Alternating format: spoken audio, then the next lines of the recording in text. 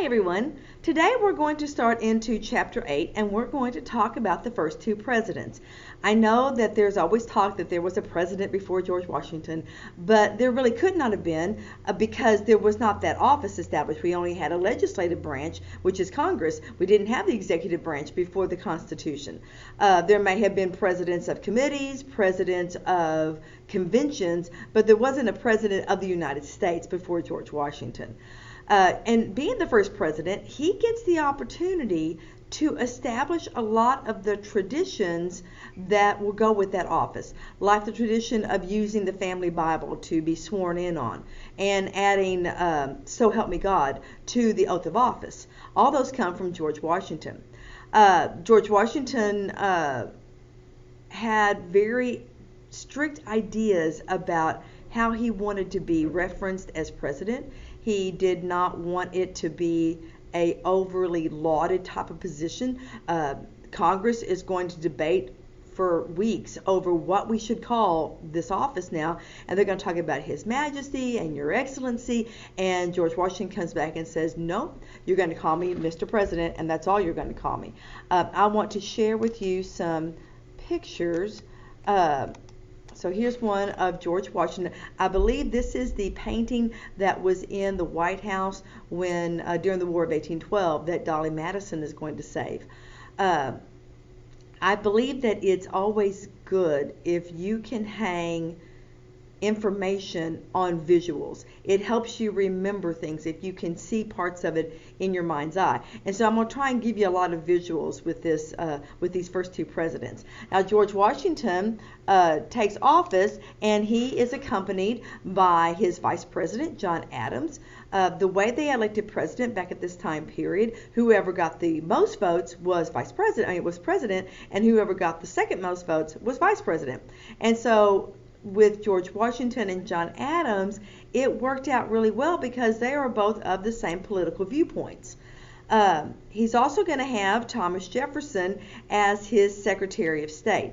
Thomas Jefferson was very well versed in dealing with foreign countries. He had spent quite a bit of the Revolutionary War and the early part of the establishment of the United States over in France, and so it was a natural choice to pick him for vice president. But you have to remember, he was an anti-federalist. He was pro-French, and so he believed that a revolution every now and then was a really good thing. It kind of jumbled things up some. He had been over in France during parts of the French Revolution and sympathized with the citizens of France. He was also very keen on protecting natural rights, which is going to make him very suspicious of central government. This comes out of him being a deist. A deist is someone who believes that there was this supreme being that came and created everything, but then walked away and left everything to kind of run on its own. Now, also in the cabinet, you're going to have another man named Alexander Hamilton. And, of course, with the musical, we all are more familiar with who Alexander Hamilton was. He is Secretary of the Treasury. And he has got very strong ideas on how to put the country on a strong economic footing. He is a Federalist. So he and Thomas Jefferson do not get along.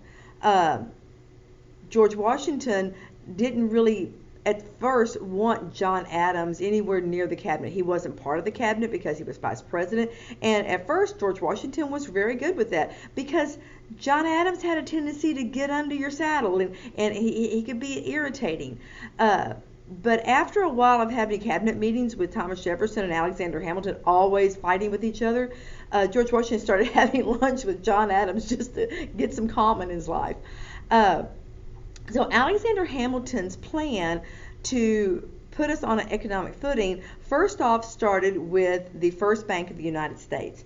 Anytime that you see the initials BUS capitalized, that's talking about the Bank of the United States, whether it's the first one here in 1791 or later on the Second National Bank, which is going to happen in the 1820s and 30s. He will use the implied powers of the Constitution to justify having this bank.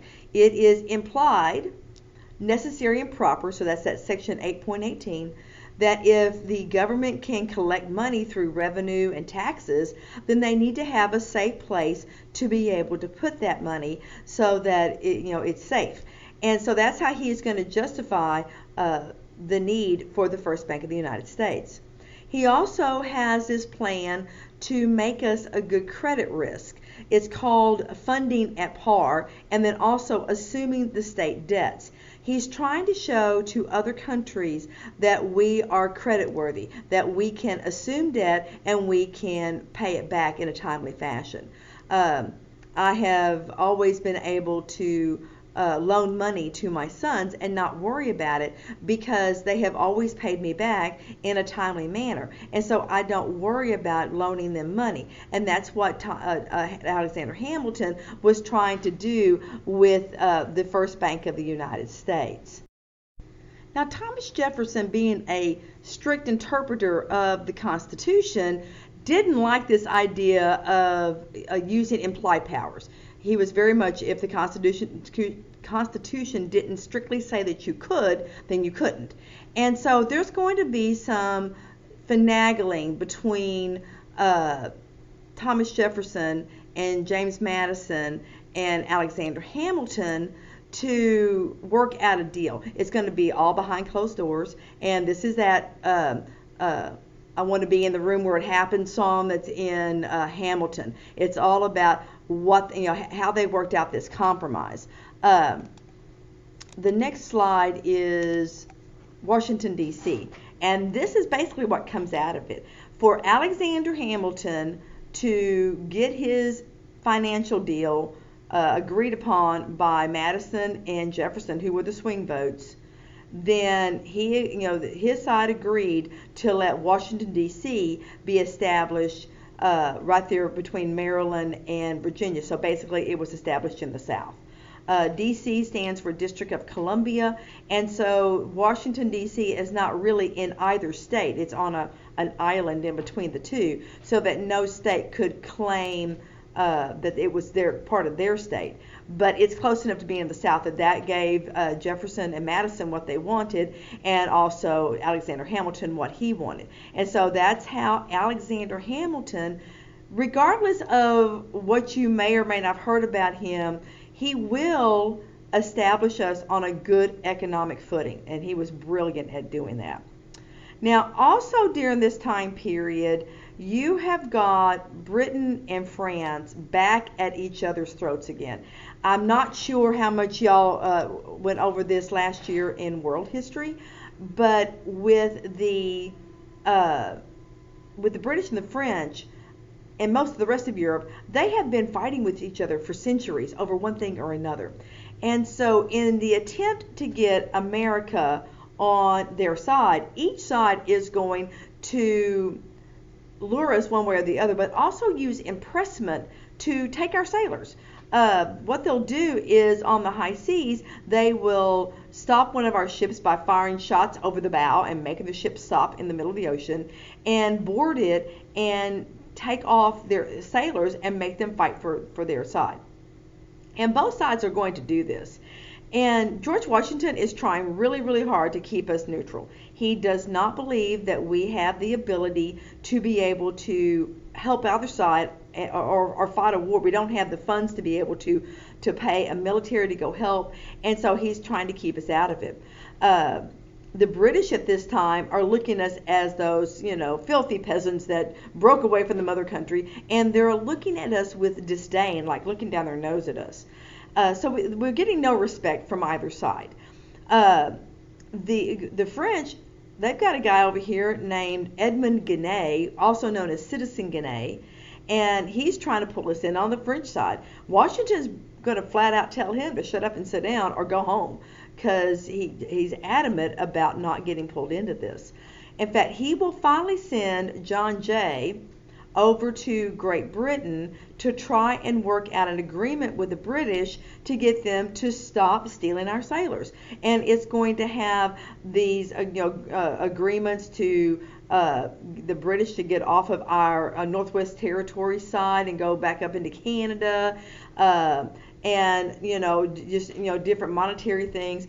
But Alexander Hamilton is going to send messages to the British government telling them if they'll just wait it out, that we will cave. And pretty much that's what happens. Jay's Treaty is going to be one of the few times that the public is going to scoff and make fun of George Washington because of this, because it makes him look really, really bad. The reason Alexander Hamilton does this is because he is pro-British, and he wants to keep that economic line that he has just recently rebuilt to keep like it is, so that the trade will keep going back and forth. So he's going to do whatever he can to protect that trade route. And so Jay's Treaty is the really only good thing that we get out of it is access to New Orleans. And that comes out of what's known as Pinckney's Treaty. It's also known as the Treaty of San Lorenzo, and that's how we get access to New Orleans, but also to the Mississippi River. And that's going to come in real handy later on. So that's one of the aggravating things that happens during George Washington's time period. Now, another thing, though, that happens is the Whiskey Rebellion. With the Whiskey Rebellion, another thing Alexander Hamilton decides on is if we're going to raise money, we need to tax domestic goods, and that's called an excise tax, E-X-C-I-S-E, excise tax. And that's where, today you find an excise tax on gasoline. There's an excise tax on cigarettes, on alcohol. If you've ever seen a alcohol bottle, you'll see a seal around the top of it. That's the excise tax sticker. On a pack of cigarettes, it's on the bottom. On a gas tank, as far as a pump, it's somewhere on that pump, and it's the tax that's included in the price. And so it's going to make the price of whiskey go up back in the 1790s. And that might not seem like a bad deal, but a lot of people drank back then. The average per capita consumption of alcohol in this time period was 5 gallons per capita. Now, per capita means every man, woman, and child. And women and children weren't doing that much drinking, if any at all. And so you take what had been apportioned to them and put that all on the men, and they're doing some drinking. And so it's going to make the cost of this drinking go up. And so you have some farmers in western Pennsylvania that are going to say, nope, I ain't going to do this. And they rise up and start complaining. And it causes this big rebellion called the Whiskey Rebellion. Well, George Washington, because he now has the ability to do this, he gathers up the small U.S. Army and shows up out there, and these farmers go, oh, sorry, we didn't mean to make you so mad. And so he was able to stop this rebellion peacefully. And so it's going to make him look good, but it's also going to show the strength of the U.S. Constitution for the first time. And this is the first time that it's been tested. Well, after 8 years in office, George Washington decides that it's time to go home and sit under his fig tree and go back to Virginia. And so he is going to decide not to run again in the 1796 election. And so one of the other things that you need to know about George Washington is what he says in his farewell address. He makes 2 big warnings out of his farewell address. The first one is to avoid European conflicts and entanglements. As we've already talked about, Europe is always fighting with each other during this time, whether it is Britain against France or France against the Prussians or Italy or what have you. They're always back and forth fighting with each other. And so he believes that it's best if America just stays out of the stuff going on over in Europe so that we can become a stable and strong country on our own without being dragged into the European entanglements. He is also going to warn about getting involved in partisan politics. And so he's warning against political parties because it can create a gulf in government. As we're seeing today, you can see that when political parties become polarized from each other, then it makes it really difficult to get a lot of things done. And so those are the 2 big things that are going to come out of Washington's farewell address. So in the 1896 election, the guy that gets the most votes is going to be a guy named John Adams. He's been around for a while. Probably can credit him more than any single other person with us moving at the time we did towards independence, because he was a gnat in your face. He always would pester you, so tenacious about a cause. So he becomes president, but the guy that got the second most votes was Thomas Jefferson.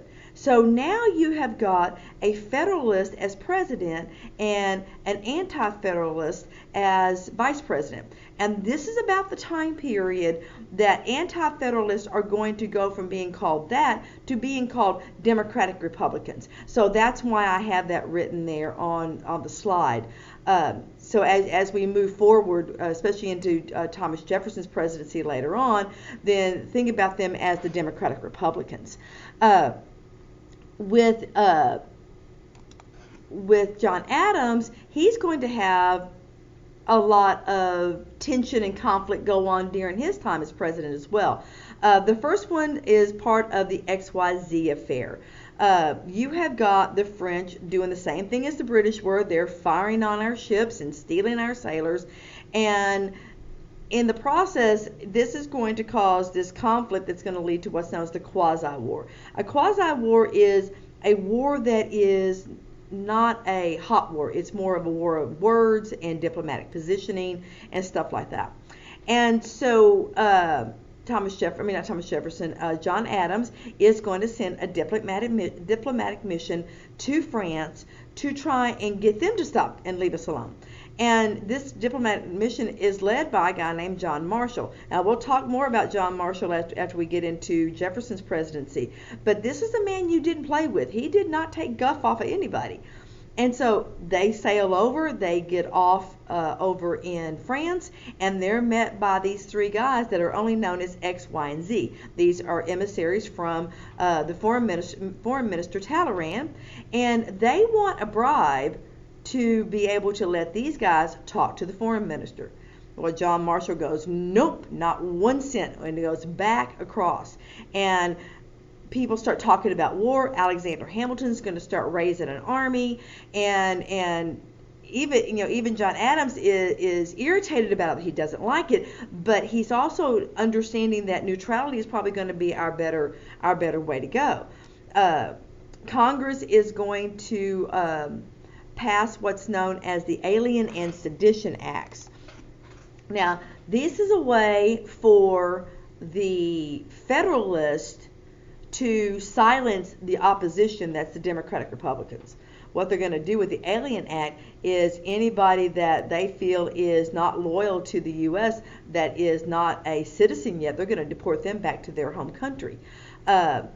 Sedition, anybody that talks ugly about the government could be arrested or fined. And so it's a way to keep people quiet and out of the way. The reason they went after the immigrants is because they tended to be pro-Jefferson. And so the naturalization law, they're going to increase the number of years that you had to be a resident of the United States before you could apply for citizenship. They're going to take it from 5 years to 14 years. And so in this way, they are going to make the Federalists in control and the Anti-Federalists not. So Thomas Jefferson and James Madison anonymously are going to write the Kentucky and Virginia resolutions. And it doesn't come out till later that these were the guys that wrote it. And this is where we get the doctrine of nullification. The doctrine of nullification is if a state believes that the federal government has passed a law that is unconstitutional, the state can nullify that law. It will be used or be threatened to be used in the 1820s with the Tariff of Abominations. Later on, it'll be used again. It was used here just recently. It just wasn't called the doctrine of nullification when the Affordable Health Care Act got passed, and you had states that were trying to not enforce it because they said it was unconstitutional to force people to pay for their own insurance if they didn't want it. And so that's the doctrine of nullification that comes out of the Alien Sedition Acts that's during this quasi-war. Eventually, John Adams is going to work out a agreement with France, and everything's going to simmer back down.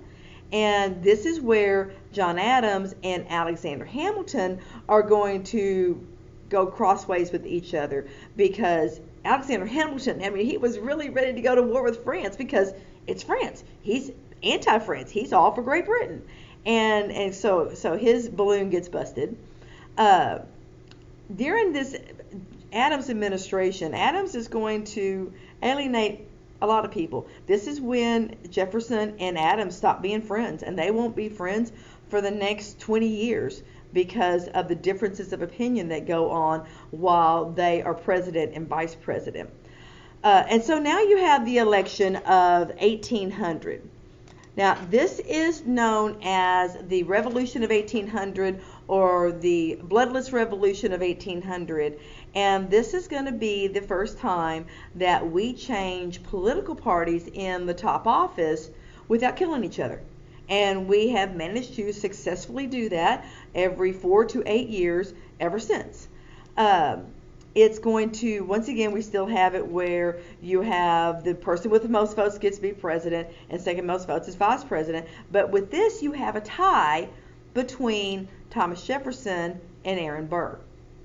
And the swing vote, because when there's a tie on electoral college votes, it goes to the House of Representatives for them to figure it out. And this is where Alexander Hamilton is going to be able to step in, and he is going to support Thomas Jefferson.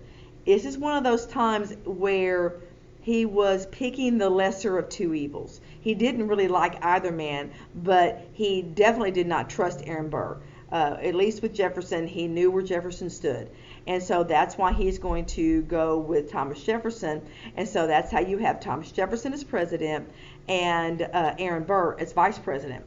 Not too long after this election, Congress is going to pass the 12th Amendment, and that's where we have it set where president and vice president run together. So right now we have an election coming up, and you have the Republican ticket for president and vice president, and you have the Democratic ticket for president and vice president. And for some reason they call it a ticket. I haven't gone back and researched where that phrase came from, but it's called a ticket. Now, there's a few other things that I want to tie up before we stop for today's lecture. There are some other things in Chapter 8 that I am going to put over when I start talking about Chapters 9 and 10. But there are a few things between the time period of Adams and Jefferson that I want to kind of throw in there. There are some gentlemen that are considered founding fathers that you need to know about. Benjamin Rush, Charles Carroll, John Peter Muhlenberg, John Witherspoon, Jonathan Trumbull, of course, and Benjamin Franklin. The first one and the last one are probably the most significant. Benjamin Rush was not only a signer of the Declaration of Independence, he was also the Surgeon General for the Continental Army, but he's also the person, the intermediary that's going to get Jefferson and Adams to being friends again. They never see each other again after Adams leaves office because the distance is just too far and the travel time takes too long. But they will start writing letters back and forth, and by the time they both die in 1826, they will be friends again.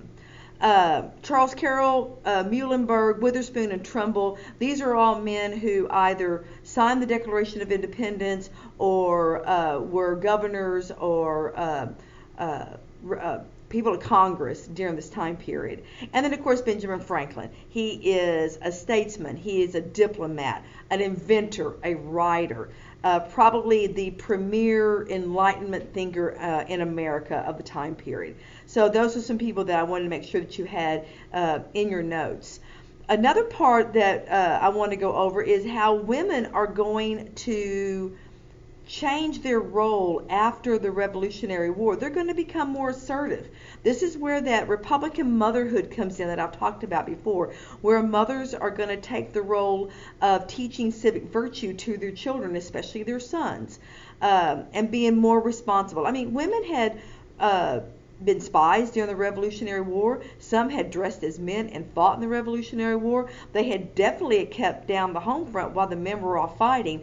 And so women have learned that they are capable. They're not fragile and where they can't do anything. And so they're going to find a more assertive role during this time period. The one other thing I want to talk about is what Adams does between the time he loses the election and the time that Thomas Jefferson takes office. Election day is the first Tuesday in November, and so Thomas Jefferson's elected then, but he does not get sworn in until March of the next year. And our inauguration day was in March for the longest. It doesn't change to being in January until we get into, I think, the 1940s or early 1950s that they finally move it to January. And so there's about a 6-month time period in there that John Adams is still president, even though he's lost the election. And so during this time period, he is going to appoint a whole bunch of Federalist judges to the federal bench. Now, I don't know why. I guess maybe it was because judges sat on a bench at one time instead of a cushy chair. But when someone is made a judge, they are appointed to the bench. And so a lot of these last-minute appointments to the federal bench are made by John Adams. And these guys are called the midnight judges because it happens at the last minute, at the last hour. And these guys are going to become very important as we start talking about the presidency of Thomas Jefferson and how some of this plays out in a case called Marbury v. Madison. And so I want to make sure you had all that in your notes before we closed out. Now, there's another set of things that are going on around the world that are going to play into what's going on in the United States, and that is slave rebellions. Jefferson would not have been elected in 1800 had it not been for the Three Fifths Clause giving representation in the South and numbers in the South because of the number of slaves they had. Because not only does it give you representation in Congress, it also gives you a larger number of electoral college votes. So, because electoral college votes is based off of population as well. So slavery is going to be a divisive issue from the time of the Revolution all the way until we finally fought a war over it, starting in 1861. You have several rebellions that are going to change what slave masters are going to do. In a lot of cases, a lot of plantation owners were not all that strict to start off with. But then you have the Haitian Revolution where slaves are going to rise up in Haiti. And then later on you have Gabriel's Rebellion here in Virginia where slaves are going to plot for a revolt. And every time one of these slave rebellions happens, it's going to cause plantation owners to become more strict with their own slaves. And so more and more restrictions are going to be put on the slaves in the South based off of these rebellions. And I didn't want to let that slide without making sure that that was in this week's notes before we went into the presidency of Thomas Jefferson next time. So that's all I have for this time. And if you have any questions, you know how to get a hold of me. And I'll talk to you soon. Thanks. Bye.